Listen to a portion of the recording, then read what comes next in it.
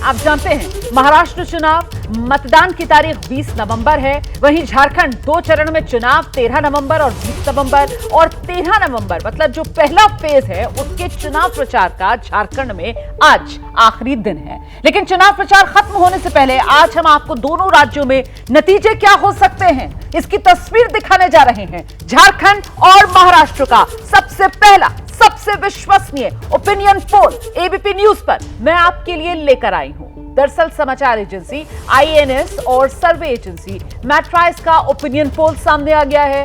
महाराष्ट्र और झारखंड को लेकर दोनों राज्यों का ओपिनियन पोल आंकड़े क्या कहते हैं, किसकी सरकार बनने जा रही है। ये ओपिनियन पोल चुनाव प्रचार थमने से ठीक पहले दोनों ही राज्यों की सियासी तस्वीर आपके सामने साफ कर देगा। तो सर्वे के जो आंकड़े सामने निकल कर आ रहे हैं उसके बारे में आगे जरा विस्तार से आपको बताएंगे। इस सर्वे के मुताबिक महाराष्ट्र में महायुति यानी एनडीए गठबंधन को 47% वोट मिलने का अनुमान है, जबकि महाविकास आघाड़ी को 41% वोट मिल सकते हैं। मतलब वोट शेयर के मामले में साफ तौर पर महाराष्ट्र में महाविकास आघाड़ी के मुकाबले महायुति न सिर्फ आगे बल्कि बहुत आगे। वोट शेयर के हिसाब से बहुत ही कंफर्टेबल पोजीशन में महाविकास आघाड़ी के मुकाबले महायुति नजर आ रही है। ये देख रहे हैं आप। और अन्य के खाते में 12% वोट जाने का अनुमान है। और वहीं अगर सीटों की बात की जाए तो उसको लेकर जो तस्वीर सामने निकल कर आ रही है 288 आप जानते हैं कुल महाराष्ट्र में विधानसभा की सीटें हैं,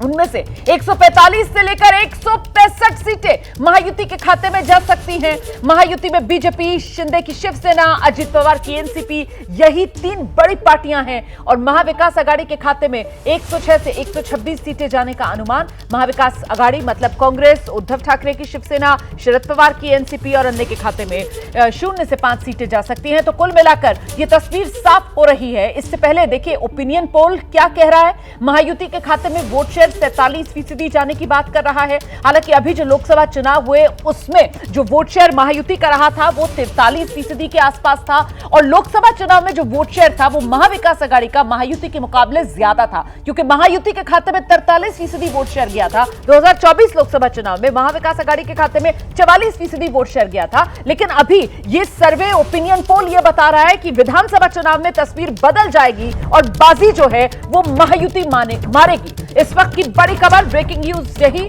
महाराष्ट्र में मैट्राइज और आईएनएस का ये ओपिनियन पोल कह रहा है महायुति की सरकार महाराष्ट्र में बनने जा रही है। दोनों गठबंधन के बीच कम से कम 20 सीटों का फासला दिख रहा है।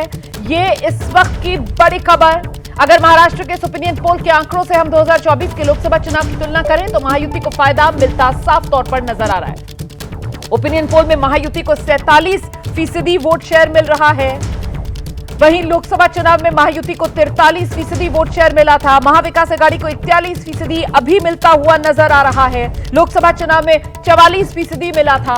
महायुति को 4 महीने बाद 4% वोट का फायदा हो रहा है और महाविकास आघाड़ी को 3% वोट का नुकसान हो रहा है लोकसभा चुनाव के मुकाबले। ओपिनियन पोल का आंकड़ा यही दिखा रहा है। ये इस वक्त की बड़ी खबर। महाराष्ट्र का ये ओपिनियन पोल साफ तौर पर महायुति के खाते में 145 से 165 सीटें जाती हुई नजर आ रही हैं और महाविकास आघाड़ी के खाते में 106 से 126 सीटें जा सकती हैं। तो कुल मिलाकर कंफर्टेबल पोजीशन में यहां पर साफ तौर पर महाविकास आघाड़ी के मुकाबले महायुति नजर आ रही है। महायुति सरकार की वापसी, यही संकेत ओपिनियन पोल के इस आंकड़े में महाराष्ट्र को लेकर बल्ले बल्ले बीजेपी नेतृत्व वाली महायुति की होती हुई नजर आ रही है। तो ये तो बात हो गई महाराष्ट्र की, लेकिन दूसरा चुनावी राज्य है झारखंड। और आइए जरा अब झारखंड की बात कर लेते हैं। झारखंड में नतीजा क्या रह सकता है, झारखंड का ओपिनियन पोल जो सामने आया है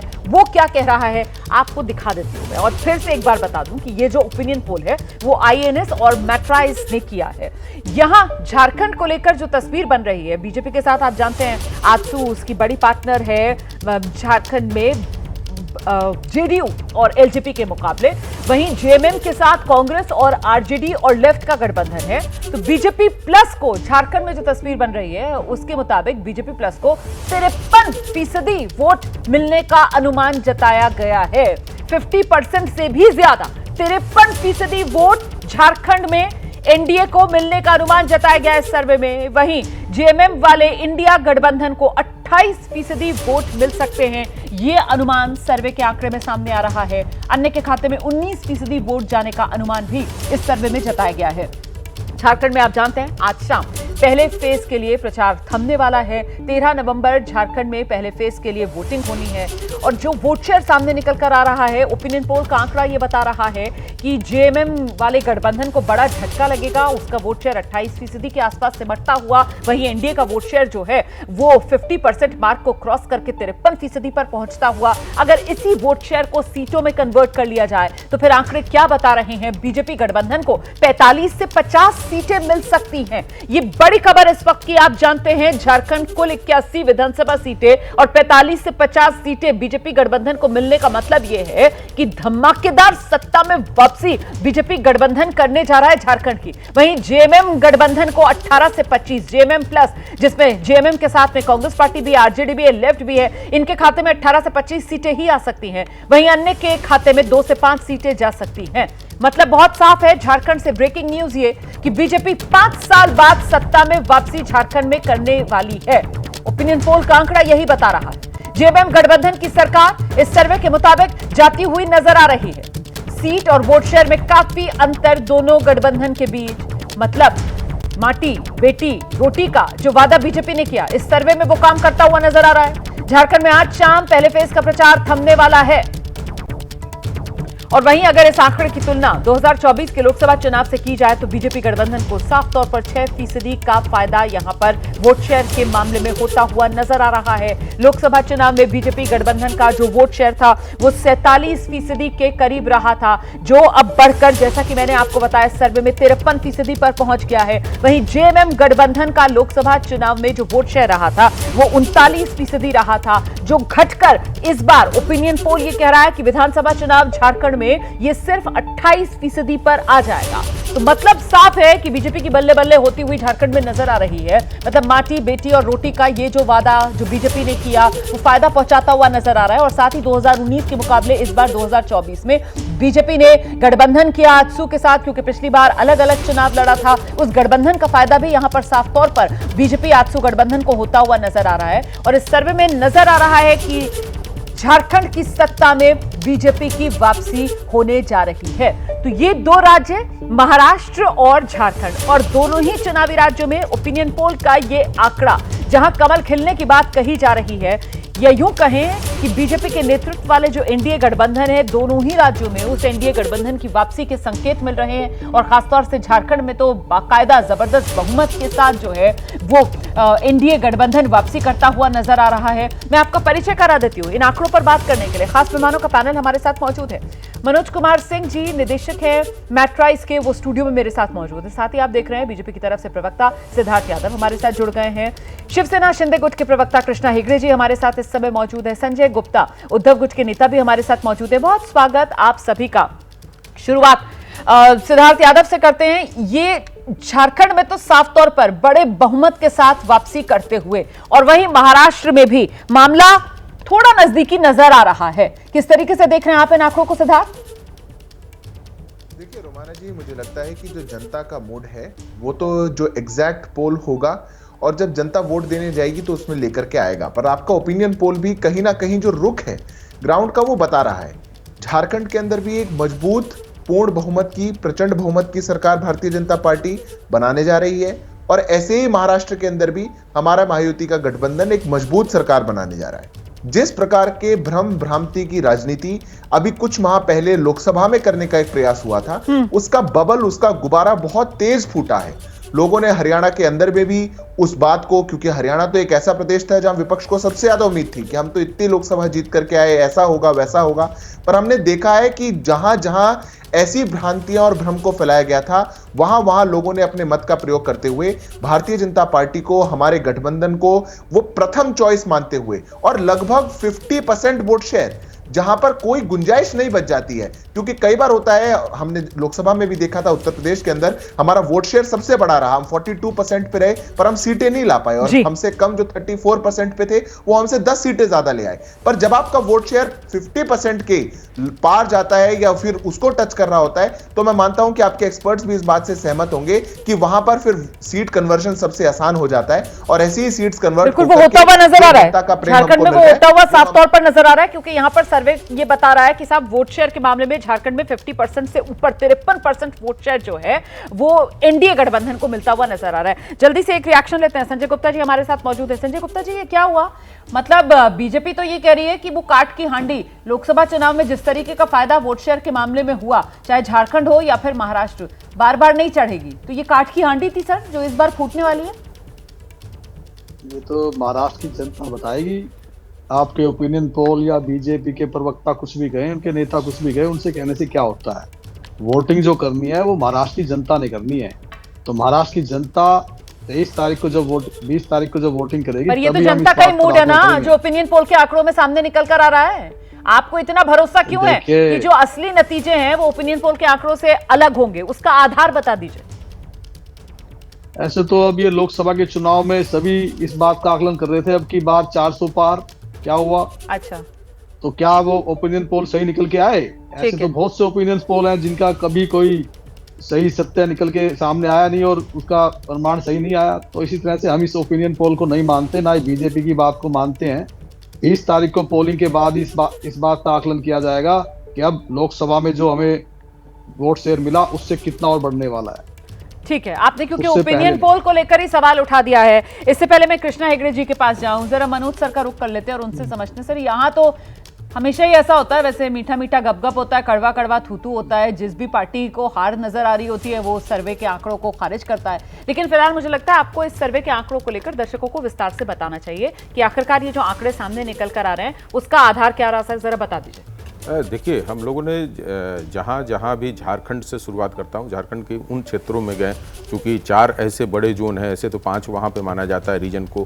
तो चाहे संथाल रहा हो, छोटा नागपुर का दक्षिणी छोटा नागपुर रहा हो, कोल्हान रहा हुआ है। जैसे कोल्हान में बीजेपी पिछली बार पूरी तरह से साफ थी, वहाँ से 1 सीटें भी नहीं लेकर आई थी 14 सीटों में से। तो ऐसी स्थितियाँ वहाँ पे आज के समय में नहीं है। चंपई सोरेन को लाकर जो 9 सीटें थी, जहाँ पे बीजेपी 0 लेकर आंकड़ा लेकर आई थी पिछले विधानसभा में, आज चंपई सोरेन के कारण, देखिए दोनों संथाली आदमी हैं, इधर हेमंत सोरेन भी हैं और इधर क्या कहा जाता है चंपई सोरेन भी है। लेकिन संथाल परगना के संथाली को कोल्हान के संथालियों में बहुत ज़्यादा फर्क है। दोनों नेता अपना अलग अलग मानते हैं। जैसे चंपई सोरेन को कोल्हान में मानते हैं, तो चंपई सोरेन को आने से कम से कम 3 से 4 सीटों में इजाफा बीजेपी को होते हुए दिख रहा है। दूसरी बात है कि पिछली बार जो आजसू पार्टी अलग चुनाव लड़ी थी, उसके कारण से भारतीय जनता पार्टी को 12 सीटों का नुकसान झेलना पड़ा था, और आज के डेट में आजसू पार्टी उसके साथ चुनाव लड़ रही है। तो कहीं ना कहीं वोटों का बिखराव रोकने की कोशिश की गई। दूसरी बात,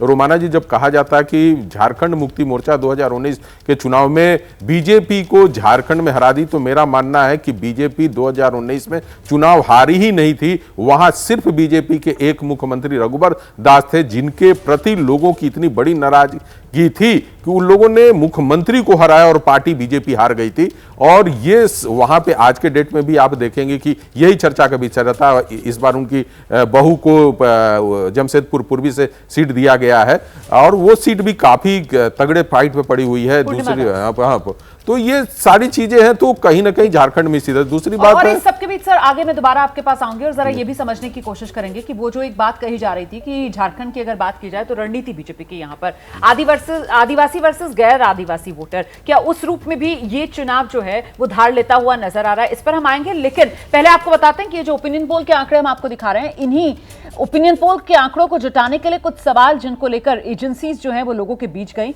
और ऐसे में एक सवाल और उसके जवाब में जो आंकड़े सामने आए हैं वो जरा समझिए आप। आगामी विधानसभा चुनाव में परिणाम के लिहाज से आपको क्या लगता है, भाजपा की गठबंधन वाली सरकार बनेगी? कहने वाले 44%, कांग्रेस झारखंड मोर्चा कि सरकार बनेगी गठबंधन वाली, कहने वाले 25%, किसी को पूर्ण बहुमत नहीं मिलेगा, 19% लोग ये मान रहे हैं, कह नहीं सकते, 12% लोगों का ये जवाब सामने निकल कर आया। तो ये परसेप्शन के मामले में भी यहां पर जो भाजपा गठबंधन है वो बाजी मारता हुआ नजर आ रहा है कि भाजपा की गठबंधन वाली सरकार बनेगी। 44% लोग इस बात को कह रहे हैं। झारखंड में आपका पसंदीदा सीएम का चेहरा कौन, इस सवाल के जवाब में देखिए हेमंत सोरेन यहां पर क्लियर कट आगे बढ़त बनाए हुए 30% लोगों की पसंद के तौर पर हेमंत सोरेन सबसे आगे नजर आ रहे हैं। वहीं चंपई सोरेन पूर्व मुख्यमंत्री हेमंत सोरेन की पार्टी के ही थे और एन चुनाव से पहले बीजेपी का दामन थाम लिया, 5% लोग उनको भी पसंद कर रहे हैं। लेकिन यहां इस रेस में अगर कोई चेहरा सबसे ज्यादा बढ़त बनाए हुए है तो वो बाबूलाल मरांडी का चेहरा है। बीजेपी से आते हैं, 44% लोग बाबूलाल मरांडी पर भरोसा जता रहे हैं और सबसे पसंदीदा चेहरा अपना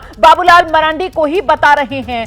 अर्जुन मुंडा भी 7% लोगों की पसंद के तौर पर यहां पर साफ तौर पर सामने निकल कर आ रहे हैं। लेकिन आपको जानकर हैरानी होगी कि अमूमन ये हो रहा होता है कि जो सिटिंग सीएम होता है इस तरीके के ओपिनियन पोल्स में लोकप्रियता के मामले में वही सबसे आगे होता है, लेकिन यहां मामला पलट गया है।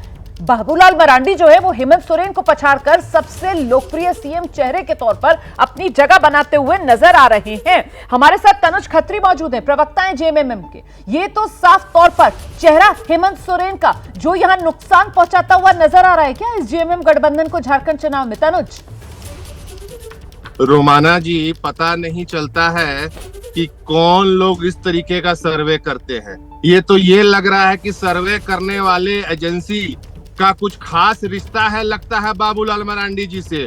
वो बाबूलाल मरांडी जी जिसको भाजपा ने चेहरा नहीं घोषित किया, जो खुद अपनी सीट पर जीतेंगे कि नहीं जीतेंगे ये स्थिति स्पष्ट है। तो ये फर्जी तरीके से दिखाने का काम हो रहा है, परसेप्शन बनाने की कोशिश हो रही है। ये उलट जाएगा। सर देखिए सर आप इन आंकड़ों को पसंद करें या न करें, लेकिन क्योंकि आपने यहाँ पर सर्वे एजेंसी, सुनिए तो आपने मुझे बुलाया, तनु जी आप ही की बात, आप ही से बात करने के लिए बुलाया है सर। सर सम्मान आपको बुलाया और सर सम्मान में आपकी बात सुनूंगी, लेकिन मेरी बात जरा सी सुन लीजिए, एक सेकंड मेरी बात सुन लीजिए, क्योंकि आपने सर्वे एजेंसी पर सवाल खड़ा किया है ना, तो वो सर्वे एजेंसी जिन्होंने ये सर्वे किया है वो हमारे साथ मौजूद है। यहाँ पर हमारे साथ सर वो खास मेहमान स्टूडियो में मौजूद है, मनोज जी मौजूद है। सर आप जो आरोप लगा रहे हैं उस पर एक जवाब तो उनका बनता है ना। ठीक है मनोज जी, वो कह रहे हैं सीधे सीधे व्यक्तिगत संबंध और वो कहीं ना कहीं ये जो सर्वे के आंकड़े हैं इसको वो खारिज कर रहे हैं। सर सबसे पहले तो मैं खत्री जी को बता दूं कि उनको पता ही नहीं कि मेरे साथ हेमंत सोरेन के क्या रिश्ते हैं। यदि ये उनको पता होता है तो प्रश्न ही नहीं उठाते कि बाबूलाल के साथ वो क्या रिश्ते हैं। ये एक अलग बात है। जिस तरह से उन्होंने उठाया है कि बाबूलाल मरांडी, पता है मुझे नहीं तो पहले चैनल पे आप आए हैं, चैनल पे आए खत्री जी, आप बुलाया है, आपने बुलाया। अरे मैं कह रहा हूँ कि चैनल पे आए, बातों को सुनना तो कोशिश कीजिए कि सामने वाला कहना है ना, बीच में अब आपको मिर्ची लग रही है। अरे मैं मिर्ची नहीं लग रही है, मैं जवाब देना चाह रहा हूँ कि क्यों मुख्यमंत्री खत्री जी जानते हैं क्या आप यहाँ पे सेठी मत झाड़िए कि इससे संबंध है। मैंने तनुज जी प्लीज संयमित भाषा का इस्तेमाल कीजिए सर। आपने क्योंकि यहाँ पर कटघरे में सर्वे एजेंसी को खड़ा कर दिया है और आप सीधे सीधे आंकड़ों को बायस बता रहे हैं सर, तो उस पर जवाब तो लेना पड़ेगा ना सर। जवाब तो आपको भी सुनना चाहिए। आरोप आपने लगाए तो आप जवाब सुन लीजिए, उसके बाद दोबारा आपके पास आऊंगी। सुनिए तो ना, दर्शक भी जवाब सुनना चाहता है। आइए मनोज जी। खत्री जी पहले बता दूं कि जो मुख्यमंत्री का चेहरा होता है, झारखंड में 28 सीटें ऐसी हैं जहां पे ट्राइबल वोटर हैं। बाबूलाल मरांडी और इनको हेमंत सोरेन को क्यों वोट परसेंटेज में इस तरह का डिफरेंस आता है, उसका कारण दूसरा है। हेमंत सोरेन या झारखंड मुक्ति मोर्चा का जो सबसे बड़ा वहां पे वोटर है और जो उसका समर्थक है वो ट्राइबल है, लेकिन बाबूलाल मरांडी ट्राइबलों में ज्यादा उतना पॉपुलर नहीं है जितना हेमंत सोरेन है। और जब पूरे झारखंड की बात आप करेंगी रोमाना जी, तो बाबूलाल मरांडी को ट्राइबल वोटों के साथ साथ जब नॉन ट्राइबल का वोट मिलता है तो उनकी पॉपुलरिटी ऑलरेडी ऊपर चली जाती है। हेमंत सोरेन की पॉपुलरिटी में और इजाफा होता यदि उनके ऊपर करप्शन के चार्जेज नहीं लगते, और उसके कारण उनकी पॉपुलरिटी में गिरावट आया है, जो पॉपुलरिटी उनकी चली जाती थी 31%। बीजेपी को फायदा ये मिल रहा है कि साहब आदिवासी के साथ साथ जो गैर आदिवासी और जो ओबीसी हैं, वो झारखंड की आबादी में 40% वोटर जो हैं वो ओबीसी होते हैं, उनका कहीं ना कहीं यहाँ पर फायदा मिलता हुआ नजर आ रहा है। और यही वजह कि बाबूलाल मरांडी की जो लोकप्रियता है वो सिटिंग सीएम हेमंत सोरेन से कई आगे नजर आ रही है। जरा सा महाराष्ट्र पर भी एक रिएक्शन लेंगे हम। कृष्णा हेगड़े जी का रुख करते हैं। कृष्णा हेगड़े जी, ये क्या बदला है? अभी जो जून में नतीजे आए थे लोकसभा चुनाव के, उसके मुकाबले तो यहाँ पर बंपर बढ़त एक तरीके से महायुति को मिलती हुई नजर आ रही है। वो कल्याणकारी योजनाएं जिसका जिक्र इस बार के बजट में महाराष्ट्र में किया अजीत दादा ने, और वो लाड़की बहन योजना वही गेम चेंजर साबित हो रही है क्या महायुति के लिए? बिल्कुल रोमाना जी, ऐसा है कि 2.5 साल पहले जब उद्धव जी की सरकार थी तो उन्होंने काम ही नहीं किया, सिर्फ फेसबुक लाइव सरकार चलाई और वो मंत्रालय तक नहीं गए। और ये सब हम नहीं कह रहे, वो शरद पवार जी ने उनके पुस्तक में लिखा है, लोक माझे संगति। उसके बाद 2.5 साल पहले जब एकनाथ शिंदे जी की सरकार बनी और पूर्ण बहुमत के साथ बनी, हमारे पास 200 विधायक आज है फ्लोर में। लेकिन लोकसभा का जो इलेक्शन है वो फॉल्स नैरेटिव, संविधान बदला जाएगा, संविधान को धोखा है, आरक्षण को खतरा है, ये सब बोल के एक बहुत चौंकाने वाली रिजल्ट महाराष्ट्र में आई, जहां पर हमको कम सीट मिले।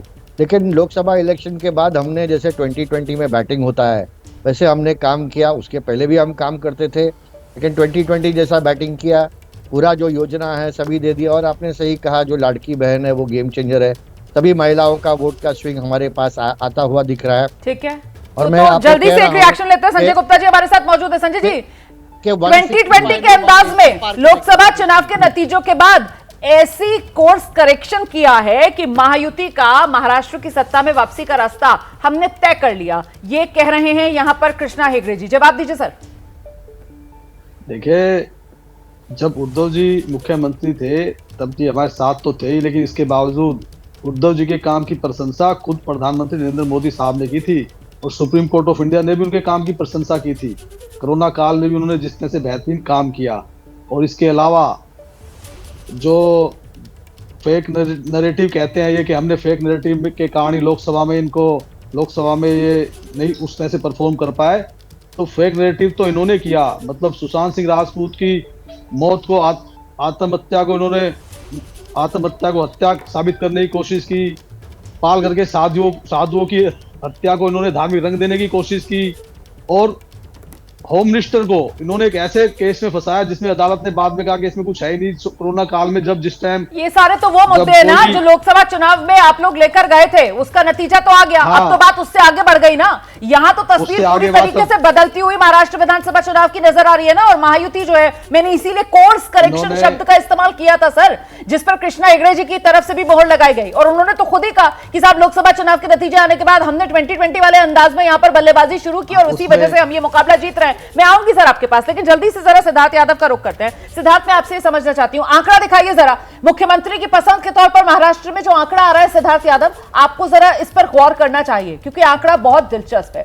मुख्यमंत्री की पसंद के तौर पर 40% लोग एकनाथ शिंदे को पसंद कर रहे हैं। 40%। उद्धव ठाकरे 21% लोगों की पसंद है, देवेंद्र फडणवीस सिर्फ 19% लोगों की पसंद है। मेरा सवाल यह कि एकनाथ शिंदे सिटिंग सीएम है, उन्हीं के चेहरे पर आप लोग ये चुनाव लड़ रहे हैं, बावजूद इसके 24 महाराष्ट्र विधानसभा चुनाव अगर जीतेंगे तो एकनाथ शिंदे ही दोबारा सीएम बनेंगे। ये ऐलान क्यों नहीं किया जा रहा बीजेपी की तरफ से? क्यों यहां पर इफ एंड बट की गुंजाइश छोड़ी जा रही है? सिद्धार्थ यादव। देखिए रोमाना जी, जो भारतीय जनता पार्टी का यूजुअल प्रोसीजर रहता है वही हमने महाराष्ट्र में भी ऐलान किया है। चुनाव जीतने के बाद जब हमारे तीनों पार्टियां, जो हम गठबंधन के अलायंस के जितने भी पार्टनर्स हैं, उनके शीर्ष नेता बैठेंगे, हमारे भारतीय जनता पार्टी का पार्लियामेंट्री बोर्ड बैठेगा और हम मुख्यमंत्री का निर्णय लेके आगे बढ़ेंगे। जब भारतीय जनता पार्टी के पास पहले भी ज्यादा नंबर थे। हमने तो देखा है कैसे केंद्र में नरेंद्र और प्रदेश में देवेंद्र, ये नारा भी हमने सुना है ना सर।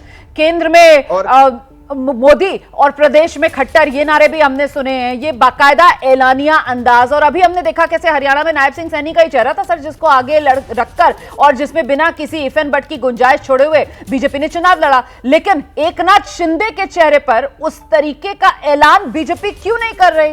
क्यों यहां पर ये कंफ्यूजन की गुंजाइश बीजेपी की तरफ से छोड़ी गई है? क्या नतीजों के बाद कोई बड़ा खेल महाराष्ट्र की सियासत में हो सकता है क्या? ये वो तमाम सवाल हैं जिसको लेकर आगे चर्चा करेंगे।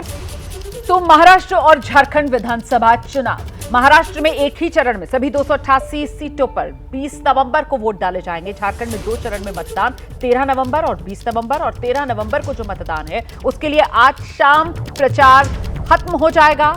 और ऐसे में एबीपी न्यूज आपके सामने लेकर आया है आईएनएस और मैट्राइज का ओपिनियन पोल और उसके आंकड़े। महाराष्ट्र चुनाव को लेकर ओपिनियन पोल का आंकड़ा यह कह रहा है कि महाराष्ट्र में महायुति की वापसी तय। महायुति को 145 से 165 सीटें मिलने का अनुमान, मतलब बहुमत का आंकड़ा महायुति महाराष्ट्र में हासिल कर रही है। एमवीए 106 से 126 सीटों पर सिमटता हुआ नजर आ रहा है। वहीं झारखंड को लेकर मैट्राइज का सर्वे क्या कह रहा है, अब आंकड़े आपको झारखंड के भी बता देते हैं। आईएनएस मैट्राइज का ओपिनियन पोल झारखंड को लेकर तस्वीर साफ हो रही है। झारखंड में एनडीए गठबंधन को जबरदस्त बढ़त, 5 साल बाद बीजेपी की झारखंड की सत्ता में वापसी तय। बीजेपी गठबंधन को 45 से 50 सीटें मिलने का अनुमान। जेएमएम गठबंधन 18 से 25 सीटों पर सिमट रही है। तो ये तस्वीर दोनों राज्यों को लेकर साफ हो रही है। हम सीधे रुक करते हैं, सभी खास मेहमान हमारे साथ मौजूद हैं। इस वक्त मनोज कुमार सिंह, निदेशक मैट्राइज के हमारे साथ मौजूद है। बीजेपी के प्रवक्ता सिद्धार्थ यादव हमारे साथ हैं। कृष्णा हेगड़े शिंदे गुट के प्रवक्ता हमारे साथ मौजूद है। तनुज खत्री जेएमएम के प्रवक्ता हमारे साथ मौजूद हैं। संजय गुप्ता उद्धव गुट के नेता, शिवसेना उद्धव गुट के नेता भी हमारे साथ मौजूद हैं।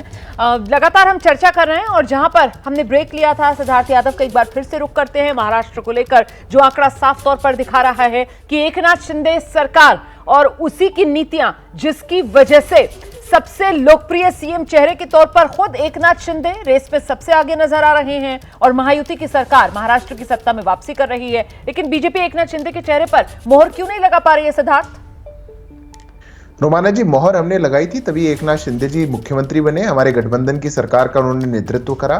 भारतीय जनता पार्टी के पास ज्यादा सीटें थी, उसके बावजूद एकनाथ जी के नेतृत्व में हमने वहां पर विकास की, उस सुशासन की सरकार चलाई। इसलिए मैं मानता नहीं कि कोई विषय है या कोई इसमें कोई कंट्रोवर्सी है। आपने कुछ उदाहरण इसमें गिनाए थे कि हर जगह तो भाजपा ऐसा करती है। उन उदाहरणों में आपको राजस्थान भी जोड़ना चाहिए, आपको अन्य राज्य भी जोड़ने चाहिए। कुछ स्ट्रेटेजीज पॉलिटिकल पार्टियों के लिए छोड़ी जानी चाहिए। भारतीय जनता पार्टी, हमारा अलायंस, ये हम तय करके, हम आपस में तय करके जाएंगे कि किस राज्य में हमको डिक्लेयर करना है, किस राज्य में हमको डिक्लेयर नहीं करना। लेकिन मैं ये सवाल इसलिए पूछ रही थी क्योंकि जब हमने सवाल पूछा कि साहब महाराष्ट्र विधानसभा चुनाव में आपके लिए सबसे महत्वपूर्ण मुद्दा क्या है, तो यहां देखिए किस तरीके से 26% लोगों का यह कहना था कि सीएम उम्मीदवार हमारे लिए सबसे बड़ा मुद्दा है। सीएम का चेहरा जो है वो सबसे बड़ा मुद्दा जो उभर कर आया है इन अलग अलग मामलों में, जिसमें गठबंधन भी 23% लोग कह रहे हैं, सरकार का कामकाज तो सिर्फ 9% लोग गिना रहे हैं, किसानों से जुड़े मुद्दे 4% लोग कह रहे हैं, रोजगार 6%, जातिवादी समीकरण 3%, लेकिन सबसे ज्यादा 26% लोग सीएम उम्मीदवार को इस चुनाव में सबसे महत्वपूर्ण मुद्दा बना रहे हैं। संजय गुप्ता जी, और इस मामले में महायुति जैसी स्थिति, महाविकास आघाड़ी की भी उद्धव ठाकरे के नाम को तो यहां पर भी आगे नहीं किया गया। देखिए, अभी तो उम्मीदवार चुनाव मैदान में उतरे हैं, अभी तो जंग शुरू हुई है जस्ट। अभी किसी भी तरह के आकलन पे जाना, इसको फाइनल बताना, मैं किसी भी तरह से समझदारी नहीं मान सकता। अभी तो सभी उम्मीदवार अपने अपने श्रोताओं के पास जाएंगे। मैं तो ये कह रही हूँ कि आपने तो पूरा का पूरा महाभारत इसी सीएम की कुर्सी के लिए कर दिया था। 2019 में बीजेपी के साथ मिलकर चुनाव लड़े थे, लेकिन इसी सीएम की कुर्सी के लिए तो सारा महाभारत आपने कर दिया। और अब जब 2024 विधानसभा चुनाव में जा रहे हैं तो कम से कम जिस मुद्दे की वजह से अपने इतने पुराने साथी से अलग हुए, शिवसेना दो फाड़ हो गई, इतना कुछ आपने सहा भुगता, तो वो सीएम की कुर्सी पर तो मोहर लगवा लेते साथियों से, बाद में जनता फैसला कर देगी। सीएम शिवसेना का ही बनेगा महाराष्ट्र में, आप ये देख लीजिए, क्योंकि सरकार में तो हम थे ही। अच्छा, सरकार तो हमारी बनी रही थी। हाँ। सरकार, बाला साहब का एक ही सपना था कि देश में प्रधानमंत्री बीजेपी का और महाराष्ट्र में मुख्यमंत्री शिवसेना का। तो महाराष्ट्र में मुख्यमंत्री शिवसेना का ही बनेगा, आप ये देख लीजिए। तो फिर कृष्णा हेगड़े जी, मतलब उद्धव ठाकरे ही फिर तो इस रेस में नजर आ रहे हैं, क्योंकि एकनाथ शिंदे के नाम को लेकर तो महायुति के अंदर कोई ऐलान किया नहीं गया है। कृष्णा हेगड़े जी, संजय गुप्ता जी ने अभी कहा शिवसेना का ही मुख्यमंत्री बनेगा, यानी वो भी कह रहे हैं कि एकनाथ शिंदे जी बनेंगे। नहीं, मैंने इसीलिए, आप क्योंकि मुस्कुरा रहे थे इसीलिए मैंने वो सवाल घुमाकर आपके सामने रख दिया। तो धन्यवाद संजय जी, आपने भी मान लिया कि हमारे मुख्यमंत्री बन रहे हैं। लेकिन देखिए, जब हम जीतेंगे तब लेकिन तो आपके सहयोगी मानने को तैयार नहीं है, आपके सहयोगी एकनाथ शिंदे के नाम का ऐलान नहीं कर रहे हैं। देखिए, जैसे हमारे सिद्धार्थ जी बिल्कुल ने हमारे कहा कि पहले भी हमारे पास 40 विधायक थे, उनके पास 103 विधायक थे, फिर भी एक नाथ शिंदे जी को ही मुख्यमंत्री मोदी जी ने, अमित शाह जी ने, नड्डा जी ने बनाया और पार्लियामेंट्री बोर्ड ने बनाया। हम उनके आभार प्रकट करते हैं और आने वाले दिनों में भी एक नाथ शिंदे जी किसान पुत्र है, मराठा है, अच्छा उनका कॉम्बिनेशन है, 20 घंटा काम लेकिन करने कृष्णा वाले जी, हैं, कृष्णा 24 जी, घंटे कृष्णा जी, से। एक बात बताइए मुझे, अगर चेहरा सामने रखकर इस चुनाव में उतरते, क्योंकि यहां सबसे बड़ा मुद्दा क्या, जब लोगों से सवाल पूछा जा रहा है तो वो सीएम के चेहरे को गिना रहे हैं, सबसे ज्यादा लोग सीएम के चेहरे को सबसे बड़ा मुद्दा गिना रहे हैं। तो ऐसे में अगर सीएम के चेहरे को लेकर कोई कंफ्यूजन नहीं रखा जाता और उसको पूरी तरीके से साफ कर दिया जाता, अभी तो आप कह रहे हैं कि नहीं नहीं एक नाथ शिंदे ही बनेंगे, सिद्धार्थ यादव कह रहे हैं कि देखिए अभी उनके चेहरे पर ही चुनाव लड़ रहे हैं, लेकिन आगे जो हमारी परंपरा रही है उस हिसाब से फैसला लेंगे, तो कहीं ना कहीं वो शक शुभा, और हम जैसे लोग भी आपसे बार बार सवाल पूछते रहते हैं, अगर पुख्ता तौर पर चेहरा आगे रख दिया जाता तो फायदा मिलता गठबंधन को? मेरा सवाल ये है। देखिए, ऐसा है कि एक नाथ शिंदे जी सिटिंग चीफ मिनिस्टर है और ये चुनाव उनके ही नेतृत्व में लड़ा जा रहा है, और वो अमित शाह जी ने भी कहा है और उनके सहयोगी देवेंद्र फडणवीस जी ने भी कहा है, और सब जगह पे आप देख रहे हैं तो सबसे बड़ा चेहरा महाराष्ट्र के इलेक्शन में एक नाथ शिंदे जी का ही दिखा दे रहा है, मोदी जी के बाद। और आने वाले दिनों में बीजेपी पार्लियामेंट्री बोर्ड है और जो एक नाथ शिंदे जी है, देवेंद्र जी है, अजित पवार जी है, मोदी जी है, नड्डा जी, अमित शाह जी, सब बैठ के तय करेंगे। और वो तो ब्रिलियंट लोग हैं, ऐसे नहीं कि उन लोग बोलेंगे कि भाई एक नाथ शिंदे जी ने अच्छा काम किया नहीं, अभी उनको हटा दो। उनके नेतृत्व में अगर इलेक्शन लड़ा गया है और जीता गया है तो ऑब्वियसली एक नाथ शिंदे जी का नाम चर्चे में तो 100% आने वाला है। ठीक है, तो ये चेहरा जो यहाँ महायुति की आप कह रहे हैं कि नैया पार लगाता हुआ नजर आ रहा है, और ऐसे में आगे चलकर कोई राह में रोड़ा अटकेगा नहीं एक नाथ शिंदे के। लेकिन जल्दी से जरा तनुज खत्री का हम रुख कर लेते हैं। तनुज, वहीं अगर चेहरे की बात की जाए तो यही चेहरा और चेहरा हेमंत सोरेन का यहाँ बैगेज बनता हुआ नजर आ रहा है क्या जेएमएम प्लस के लिए? देखिए, चुनाव 2 दिन, 13 तारीख को चुनाव है। आप लोग आज ओपिनियन पोल दिखा रहे हैं, कहाँ है चुनाव आयोग? ये परसेप्शन क्यों तैयार कर रहे हैं आप लोग? चुनाव आयोग कहाँ है, इसका मतलब क्या हुआ? ओपिनियन पोल नियम है, दिखा सकते हैं हम लोग, शाम प्रचार थमने से पहले तक आंकड़ा दिखाया जा सकता है और नियम के हिसाब से ही दिखा रहे हैं। सुनिए, पहले बात तो अपने आप को ओवर स्मार्ट मत समझिए। नहीं सर, आप भी थोड़ा तमीज से बात कीजिए। यहाँ कोई ओवर स्मार्ट नहीं है सर, यहाँ पूरे सम्मान के साथ आपको बुलाया गया है। आप भी जरा राष्ट्रीय चैनल पर बैठे हुए हैं, तो जरा बात करने का सलीका आप भी रखिए। तनुज खत्री साहब, आप भी जरा सलीका रखिए सर। नियम के हिसाब से यहाँ पर आंकड़े दिखाए जा रहे हैं, ऐसा नहीं है कि यहाँ पर कोई नियम का उल्लंघन कर रहा है। एबीपी न्यूज एक पूरा जिम्मेदार चैनल है सर, मैं आपसे उम्मीद करती हूँ कि आप भी सम्मान करें। जी, आप अपनी जिम्मेदारी तय कीजिए। आप क्या दूसरे को बुला करके रगड़ दीजिएगा क्या? नहीं, आप ऐसे कुछ भी कहकर तो नहीं निकल सकते हैं कि कहाँ है चुनाव आयोग, आंकड़े दिखा रहे हैं। तो जो नियम है उसके तहत ही आंकड़े दिखा रहे हैं सर, नियम के तहत दिखा रहे हैं आंकड़े। बाबूलाल मरांडी का गाजियाबाद का घर किसने खरीदा? बाबूलाल मरांडी का गाजियाबाद वाला घर किसने खरीदा? पूछिए जरा, बैठे हुए जो लोग आपके सामने। अरे हम लोग पढ़ लिख करके बात करते हैं, संघर्ष करके बात करते हैं। जी, दिक्कत ये कि आप बहुत पर्सनल हो रहे हैं सर, आपके पास मुद्दों पर बात करने के लिए, कहने के लिए मुझे कई बार ऐसा लग रहा है कि कुछ है ही नहीं। कभी आप ओपिनियन पोल का आंकड़ा क्यों दिखा रहे हैं, इस पर आपको दिक्कत हो जाती है। कभी आप यहाँ पर जो मेहमान बैठे हुए हैं उनके साथ पर्सनल हो जाते हैं। सर मुझे एक मिनट, तनुज जी, 3 मुद्दे बता सकते हैं, 3 मुद्दे बता सकते हैं तनुज जी, जिसकी वजह से झारखंड के लोग दोबारा से हेमंत सोरेन सरकार पर भरोसा करेंगे। 3 मुद्दे बताइए। देखिए रोमाना जी, झारखंड के अंदर में एक ही नारा है, हेमंत दोबारा। जिस प्रकार से भारतीय जनता पार्टी ने एक आदिवासी मुख्यमंत्री को झूठे आरोपों में, जिसको कोर्ट ने भी ये माना कि बिना किसी सबूत के ईडी ने, भारतीय जनता पार्टी ने उनको झूठे आरोपों में जेल में बंद रखा।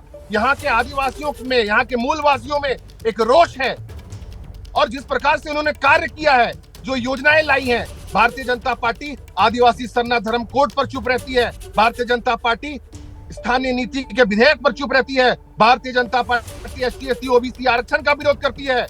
हमने सभी कानून को विधानसभा से पारित करने का काम किया। जनता ने हेमंत सोरेन जी को चुनने के लिए मन बना लिया है, और अगर कुछ झूठी चीज चलेगी तो हम उसका विरोध करेंगे। लेकिन बीजेपी का माटी बेटी रोटी काम करता हुआ नजर आ रहा है ना, माटी बेटी रोटी काम करता हुआ नजर आ रहा है। माटी बेटी रोटी का जवाब देने दीजिएगा आप। माटी पर सबसे पहला हमला किसने किया? सीएनटी एसपीटी भूमि अधिग्रहण बिल को, कानून को खत्म करने का काम किसने किया था? भारतीय जनता पार्टी की सरकार ने किया था। 2 करोड़ नौकरियों का वादा करके रोटी पर हमला किया। और बेटी, अरे बिल्किस बानो भी बेटी थी, देश की महिला पहलवान भी बेटी थी, क्या अत्याचार हुआ? तो रोटी बेटी माटी पर फेल है भारतीय जनता पार्टी। मुझे अच्छा लग रहा है सर, आप क्षेत्रीय दल होते हुए फिलहाल विधानसभा चुनाव में गुजरात से लेकर और हरियाणा तक की बेटियों का जिक्र कर रहे हैं, लेकिन फिलहाल चुनाव क्योंकि झारखंड में है सर, और झारखंड के लोगों को वोट डाल रहे हैं ना। ठीक है, आपने लेकिन यहाँ जो बातें कही हैं जवाब लेती हूँ। सिद्धार्थ यादव का रुख करें। सिद्धार्थ, माटी बेटी रोटी वाला नारा जो है बीजेपी का, वो हवाई है, और सबसे बड़ा फैक्टर जो मुझे समझ में आया डॉक्टर तनुज खत्री के जवाब से, वो सहानुभूति वाला रहने वाला है, जो काम करेगा हेमंत दोबारा, जो वो नारा गिना रहे हैं। सिद्धार्थ, देखिए रोमाना जी, पहले तो मेरी बहुत आपत्ति है, क्योंकि जिस प्रकार का रवैया जेएमएम के प्रवक्ता और जिस प्रकार की गुंडाई आपके चैनल पे दिखा रहे थे, मैं मानता हूं कि नेशनल टेलीविजन पे इस प्रकार का किसी को भी अधिकार नहीं होना चाहिए। ये जो एक अहंकारी पार्टियां और अहंकारी अलायंस कि टीवी पे आकर के जो मर्जी आए उसको धमकाओ, जिसको मर्जी आए गाली गलौज करो, मैं मानता हूं कि यही दिखाता है कि किस प्रकार का इन्होंने शासन चलाया था और किस प्रकार की हताशा इनको आज है। जो डर इनको सामने दिख रहा है, जनता ने जो इनको आईना दिखाने का काम किया है, वो इनके चेहरे से, इनकी बातों से निकल करके आ रहा है। रही बात माटी बेटी और रोटी की, ये नारा घर घर में पहुंचा है और झारखंड की जनता आज झारखंड की अस्मिता के लिए भारतीय जनता पार्टी और हमारे गठबंधन को वोट देने जा रही है। कैसे झारखंड को बेचने का काम इन लोगों ने किया, झारखंड को लूटने का काम इन लोगों ने किया, झारखंड में कहां से कैसे वहां की जो मूल निवासी है, वहां पे जो रहने वाले लोग हैं, उनके अधिकारों को छीन करके वो किनको बांटने का काम किया, उसको लेकर के झारखंड अब वोट देने वाला है। यही हताशा इनके चेहरे से दिखाई देती है। ठीक है, भ्रष्टाचार का मुद्दा आप कह रहे हैं कि बीजेपी और गठबंधन को फायदा पहुंचाएगा झारखंड में। मैं जरा जल्दी से लेकिन कृष्णा हेगड़े जी का रुख करती हूँ। कृष्णा हेगड़े जी, लेकिन कुछ राजनीतिक विश्लेषक ये कह रहे हैं कि यही भ्रष्टाचार का मुद्दा, जिसको लेकर बढ़ चढ़कर एनडीए जो है वो अपनी बात रखता है। जिस तरीके से आप लोगों के गठबंधन में अजीत पवार, और उनकी कोई जरूरत थी नहीं सर, नंबर्स के लिहाज से आप लोग बहुत कंफर्टेबल थे, उनको आप लोग साथ ले आए, तो वो भ्रष्टाचार वाले मुद्दे को बीजेपी उस लिहाज से महाराष्ट्र में धार नहीं दे पा रही है क्या आप लोगों का एनडीए गठबंधन? देखिए, हमारी ये सोच नहीं थी कि अजित पवार को लेके आके सरकार चलाने में हमको दिक्कत है, इसके लिए हम लेके आए, लेकिन उन्होंने लोकसभा इलेक्शन में नरेंद्र मोदी जी का नेतृत्व स्वीकार किया, इसके लिए हम उनको लेके आए। और दूसरे ये भारतीय जनता पार्टी, उन्हीं पर तो भ्रष्टाचार के आरोप आप लोग लगाते रहे, उन्हीं पर तो भ्रष्टाचार के आरोप लगाते रहे, उनके साथ आए अन्य नेताओं पर भ्रष्टाचार के आरोप लगते रहे, और जब वो लोग आपके गठबंधन में आ गए तो केस बंद हो गए या केस वापस ले लिए गए, ये भी तो देश ने देखा ना सर। तो वो भ्रष्टाचार वाले आरोप और उसका हथियार कौन हो जाता है महाराष्ट्र में आकर तो एनडीए का? रोमाना जी, मैं जवाब देता हूं आपको। देखिए, ऐसा है कि अजित दादा पवार का जारंडेश्वर मिल का जो शुगर फैक्ट्री है, उसके ऊपर आरोप लगे थे 53 करोड़ का, और बाद में उनको क्लीन चिट दिया क्योंकि उन्होंने लोन जो है वो लौटा दिया था। दूसरा कोई उनके ऊपर आरोप नहीं है, सभी को उनको क्लीन चिट है। दूसरी बात है कि जो 5-6 विधायक जिनके ऊपर ईडी या सीबीआई की कार्रवाई थी, मैं आपको बताना चाहता हूं कि 110 विधायक क्रॉस करके आए महाविकास आघाड़ी से, सभी के ऊपर तो नहीं थी, 5 या 6 के ऊपर होगी। और 110 विधायक क्यों छोड़ के आया? क्योंकि उनको उद्धव जी का जो कार्यकाल है वो पसंद नहीं आया, जो तरीके से वो काम करते थे, विधायकों को नहीं मिलते थे, एरिया में फंड नहीं मिलती थी, विधायक काम नहीं कर सकते थे, तो उन लोगों ने एकनाथ शिंदे जी का नेतृत्व स्वीकारा। क्योंकि एकनाथ शिंदे जी वो है जो बाला साहेब के हिंदुत्व के झंडा उन्होंने फिर से उठाया, और कांग्रेस पार्टी के साथ उद्धव जी गए, जो उनके पिताजी हिंदू हृदय सम्राट बाला साहेब ठाकरे जी ने कहा, जो दिन मुझे कांग्रेस के साथ हाथ मिलाना पड़े मैं मेरी दुकान बंद कर दूंगा। और उद्धव जी क्योंकि आइडियोलॉजिकल वो उनका स्टैंड उन्होंने छोड़ दिया, तो सभी उनके जो विधायक है और दूसरे विधायक है, उन्होंने एकनाथ शिंदे जी को अपना नेता माना। संजय गुप्ता जी, नतीजे जो आएंगे, महायुति महाविकास आघाड़ी जिसके भी पक्ष में आएंगे, और यहाँ पर दोनों गठबंधन में अगर कोई सबसे कमजोर कड़ी साबित होगा, अगर महायुति में अजित पवार सबसे कड़ी कमजोर साबित होते हैं तो जाहिर सी बात है उनके राजनीतिक अस्तित्व, और इसी तरीके से महाविकास आघाड़ी की अगर बात की जाए तो उद्धव ठाकरे और उनके राजनीतिक अस्तित्व को लेकर भी बहुत कुछ दांव पर। संजय जी, मानेंगे आप इस बात को? देखिए, लोकसभा के चुनाव में जिस तरह से जनता ने जो रिजल्ट दिया, उससे पता चलता है कि ठाकरे परिवार को महाराष्ट्र की जनता कितना मानती है और बाला साहब के असली उत्तराधिकारी कौन है, इस बात को उन्होंने साबित किया। और बहुत से गैर जरूरी काम इन्होंने ऐसे किए हैं जो कि इन्हें करने की जरूरत नहीं थी, जैसे कि संजय राउत जी को जेल में भेजा, या अजीत पवार को इन्होंने अपनी पार्टी में फिर से लेकर के मुख्यमंत्री बनाया क्या। और जिस तरह से इन्होंने अभी ये जो अजीत पवार जी को बनाया और एक वो नवाब मलिक जी को टिकट दी इन्होंने, क्या मतलब क्या नैरेटिव पेश करना चाहते हैं, क्या जताना चाहते हैं। अगर लाड़की बहन योजना इन्होंने बनाई तो हमने तो ये कहा है कि लाड़की बहन योजना के साथ साथ लड़कों के लिए भी उसी तरह की योजना को लाया जाए। हम तो हमारे मैनिफेस्टो में है। तो ये किस तरह की नैरेटिव पेश कर रहे हैं, मतलब एक और फिर बाला साहब ने जो कहा था वो ये कहा था कि मैं अपनी पार्टी को कांग्रेस नहीं होने दूंगा, यानी कि विलय नहीं होने दूंगा। हमारा स्टैंड अपने स्टैंडों पर ही है। बाला साहब के कथन का मतलब ये नहीं था। गठबंधन तो ऐसी बहुत सी पॉलिटिकल पार्टियां हैं, अभी एनसीपी अजीत पवार जी को जिन्होंने इन्होंने अपने गठबंधन में, वो कोई हिंदुत्व विरोधी है? वो क्या कांग्रेस की परछाई नहीं है एनसीपी, जिसको अजीत पवार जी आज चला रहे हैं?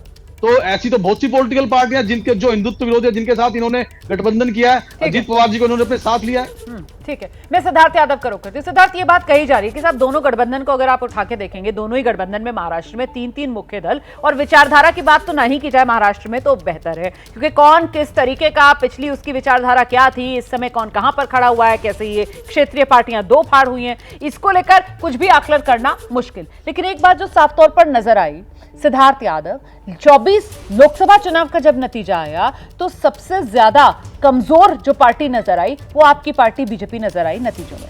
ऐसे में महत्वपूर्ण ये हो जाता है कि इस बार विधानसभा चुनाव में बड़े दाव की उम्मीद आप लोग कैसे कर रहे हैं, वो भी तब जबकि लाड़की बहन योजना जिस पर सबसे ज्यादा दाव आप लगा रहे हैं, तो उधर अगर आप महाविकास आघाड़ी का मैनिफेस्टो उठाकर देखेंगे तो उसमें भी वो भी ज्यादा राशि दे रहे हैं, वो लाड़की बहन योजना को वो अपने नाम से लेकर आ रहे हैं, बेरोजगारी भत्ते की वो बात कर रहे हैं। तो कहीं ना कहीं कल्याणकारी योजनाओं में तो एक ही जैसे हैं आप दोनों। देखिए रुमाना जी, कांग्रेस पार्टी जो भी प्रोमिसेस करती है या इनका अलायंस जो भी प्रोमिसेस करता है, उस मैनिफेस्टो शब्द से देश की जनता का विश्वास उठ चुका है। भारतीय जनता पार्टी संकल्प पत्र लेकर के आती है। कांग्रेस ने क्या हालत कर दी कर्नाटक की, कांग्रेस ने क्या हालत कर दी हिमाचल की। एक राज्य के अंदर सरकार बनाने के बाद सरकारी कर्मचारियों को तनख्वाह नहीं दे पा रही कांग्रेस पार्टी, ये वहां के शासन प्रशासन की हालत हो जाती है। कर्नाटक के अंदर इन्होंने कहा कि हम बस का फेयर महिलाओं के लिए फ्री करेंगे, सबके लिए महंगी कर दी, डीजल पेट्रोल के प्राइसेस बढ़ाने पड़ गए। तो आज महाराष्ट्र की जनता को भी पता है कि एक और तो महायुति है, भारतीय जनता पार्टी और उनका अलायंस है, जिन्होंने वादा मात्र कहा नहीं है, करके दिखाया। आज 6ठी 7वीं किस्त जा रही है, दिवाली तक उसकी इतनी किस्तें जा चुकी हैं। तो लोगों को पता है, महिलाओं को पता है, बहनों को पता है कि जो भाजपा ने वादा किया है वो वादा पूरा होगा। और रही बात कांग्रेस की, तो कांग्रेस जो वादा कर रही है वो कभी पूरा नहीं हो सकता। खोश को खाली कर देंगे, खजाने को खाली कर देंगे और उसके बाद कटोरा लेकर के जनता के सामने जाएंगे कि देखो देखो हम क्या करें, हमारे हाथ में कुछ। मैं जल्दी से जरा मनोज जी को लेकर आऊंगी अब इस चर्चा में। मनोज जी, दोनों राज्यों की अगर बात करें, महाराष्ट्र से शुरू कर लेते हैं, दोनों ही राज्यों में एक एक बड़ा पॉइंट या मुद्दा या वजह आप बता दीजिए जो महायुति को महाराष्ट्र में और बीजेपी गठबंधन को झारखंड में फायदा पहुंचा रहा है। देखिए, महाराष्ट्र में 2-3 चीजें ऐसी हैं जिसको लेकर भारतीय जनता पार्टी या कहिए उनकी की महाआघाड़ी जो है वो वापस आते हुए दिख रही है सत्ता में। एक तो पहला है कि एकनाथ शिंदे ने जिस तरीके से अपने कार्यकाल को संभाला है, तालमेल बनाकर, वो काफ़ी सराहनीय था और पब्लिक के बीच में कोई इस तरह का न्यूसेंस नहीं हुआ जिसको लेकर महाराष्ट्र बार बार आता है, करप्शन से रिलेटेड हो या भाई भतीजावाद को लेकर हो, ये इस तरह की चीज़ें वहाँ पे पनपते हुए नहीं दिख रही है। तो अपने आप को शिंदे ने स्थापित किया है। दूसरी बात है कि मराठाओं के अंदर में जो भारतीय जनता पार्टी का सबसे कमज़ोर कड़ी वहाँ पर कोई है तो मराठा वोटर था। यही कारण था कि वो बाला साहब ठाकरे के साथ थे कि मराठा वोटर को साथ लेकर आते, नन मराठा वोटर तो बीजेपी के साथ थी। तो उसको पूरा करते हुए एकनाथ शिंदे दिख रहे हैं इस चुनाव में, तो एक वापसी का है। दूसरी बात है कि इनकी जो मुख्यमंत्री बहना लाडली जो योजना है उसको इन्होंने काफ़ी अच्छे तरीके से इम्प्लीमेंट किया है, जिसको लेकर है। और तीसरा है कि देवेंद्र फडणवीस ने एक जहर पीकर जो पिछले एकनाथ शिंदे सरकार में अपने आप को साइलेंट पूर्वक पार्टी का आदेश को मानते हुए उस पद को स्वीकार करते हुए अभी तक आए, तो ये भी एक उनका बहुत। रही बात झारखंड की, तो झारखंड की बता दें कि सबसे बड़ा वहां पे जो निगेटिव बना है हेमंत सोरेन के बारे में कि उन्होंने जो जेल से वापस आए और हेमंत चंपई सोरेन को उन्होंने वापस भेजा और इस तरह से किया, तो लोगों में एक रिएक्शन आया। वो आदिवासी सम्मान जो अभी तक अपने साथ वो जोड़ रहे थे, चंपई सोरेन को जिस तरीके से उन्होंने कुर्सी से हटाया और दोबारा खुद सीएम बने, आप कह रहे हैं कि वो आदिवासी अस्मिता वाला जो उनका पूरा का पूरा नैरेटिव था उसकी हवा निकल गई। सर, समय इतना ही है मेरे पास। बहुत बहुत शुक्रिया आप सभी का हमारे साथ जुड़ने के लिए।